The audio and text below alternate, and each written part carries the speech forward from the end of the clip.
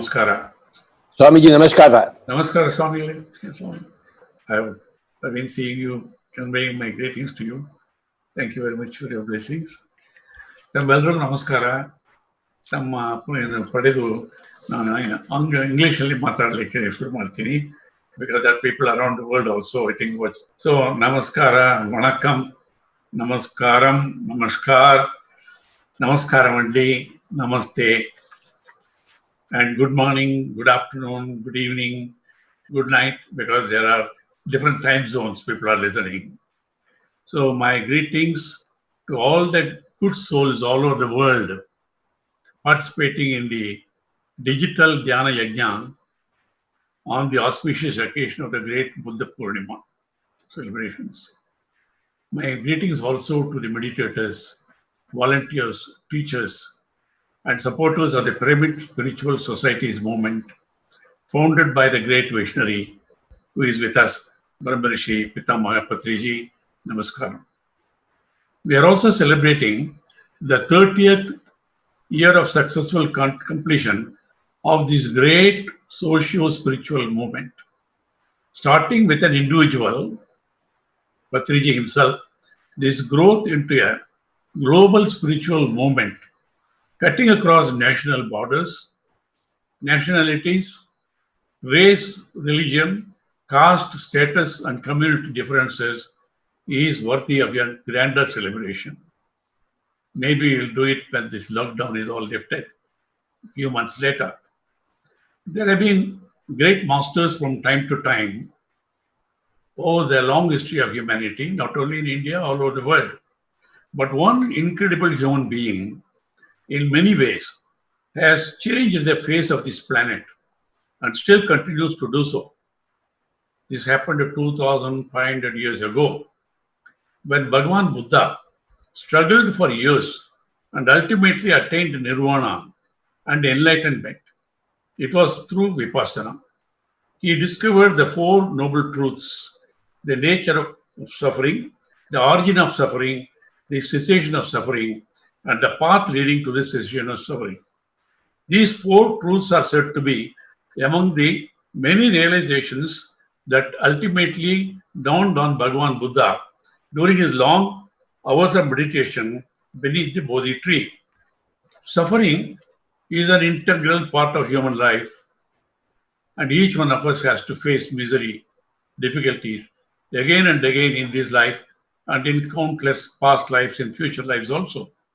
The cessation of suffering can only happen if we are able to bring about a complete ethical, moral, mental, and spiritual transformation in ourselves for the better.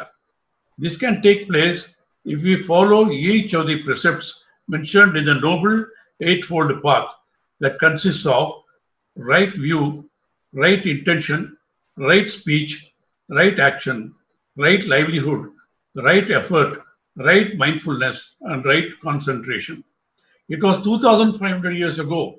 It was an elaborate process of years of intensive meditation. But it was only 60 years ago this technology of Vipassana was brought back to India from Burma by a popular diamond merchant who got enlightened from his teacher, Burmese monk. It's a long story. It was Satyanarayan Goenka ji, later celebrated as Guruji all over the world, who spent over 3 months learning the technology from his Burmese master, teacher, monk Yu Ba Kin. On being directed by his Burmese guru to take back Vipassana to the land of birth of Buddha, Goenka ji brought it back to India in 1969. By his own dedicated efforts, he simplified it to be taught to people at large. Even then, it was 10 days. When I had the privilege of learning during a critical period of my life, I had to stay in the simple ashram in Hyderabad for 10 days. 2 simple meals a day, practice from 5 a.m. till midnight. First 3 days was only observing the breath, the incoming and outgoing breath, called as Anapana Sati. The next 7 days is observing the sensations in the body, from head to toe and toe to the mind. Just only observing it, no talks, total silence. My experience of Vipassana was 30 years ago. I strongly recommended to my bosses, the then Director CBI and the then Director General Central Reserve Police Force, that we should make it compulsory for all the officers and men to undergo Vipassana meditation. They wanted it to be shortened. Though I asked Guruji, Satyanarayana Goenka ji, he said it will not be effective if it is made less than 10 years ago. He said, I learnt it for about 3 months in Burma. So it was Sri Patriji who simplified the entire process. Discovering the observance of the breath, the incoming and outgoing breath is alone enough for the meditation. He practiced himself, got the benefit, and started spreading the same to everyone. The poor and the rich, the illiterate and the educated, made it possible for everyone to attain the benefit. Then he, being a voracious reader, read hundreds of books, spiritual books from all over the world, got the essence, realized the value of meditation in pyramid, and has been promoting pyramid meditation, pyramid energy, spiritual sciences, and vegetarianism. There are over at least 20,000 pyramids I learned, big and small, in India and even some outside, also other countries. Then free workshops, conferences, classes, seminars, and meditation movements. Millions have been transformed by this with the simple technology by this great master. Combined with his gift of singing and playing the flute so beautifully, he has mesmerized people, not only in many parts of India, but even in many countries around the world. Thus was born a new age spiritual movement, demanding nothing from the followers, but only devotion and attention. Millions of animals and birds are grateful to him for making lakhs and lakhs of people become vegetarians.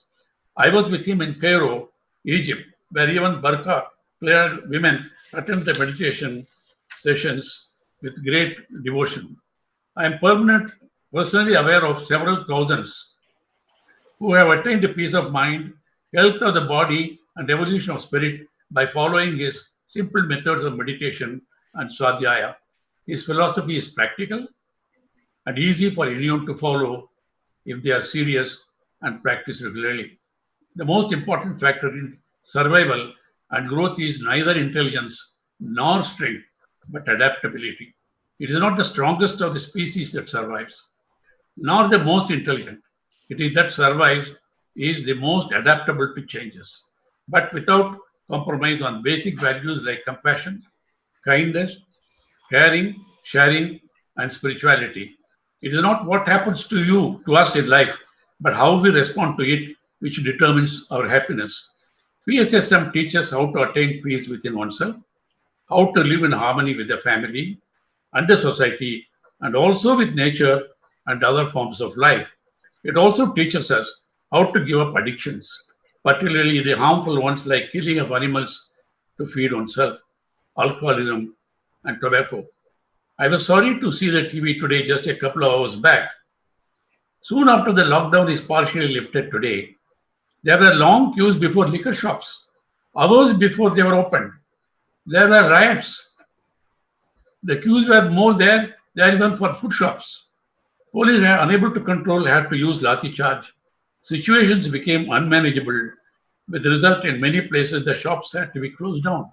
That is a pity. That's the way the society is even today. So soon people forgot about the need for social distancing. It is all due to addiction that the people who are normal go mad, even disregarding their own lives and that of others. A 16-year-old girl is admitted in NIMHANS, Bangalore, to cure her of addiction to the mobile. De-addiction to electronic gadgets has become a serious problem in the so-called even developed countries. They said people can go even mad by this addiction, which is proving to be a menace. So neither law nor punishment can bring about morality and law-abiding nature to the people.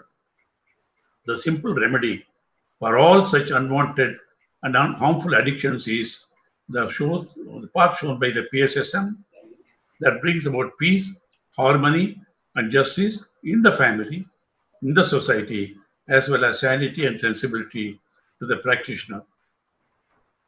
I wish the 4-day festival glorious success. This lockdown has been utilized by me after a long time to spend more time on these meditation practices. Patriji has not only become a great teacher, he has created many powerful teachers all over. I had the pleasure of spending some time with some of his teachers and also had the privilege of interacting with him during some of the sessions. So that's a privilege I had during the lockdown. Let us all hope that more and more people will come to this path shown by PSSM so that we create a better world, at least in future. Thank you. Namaskara. Tamil Namaskara. Thank you, sir. Thank you.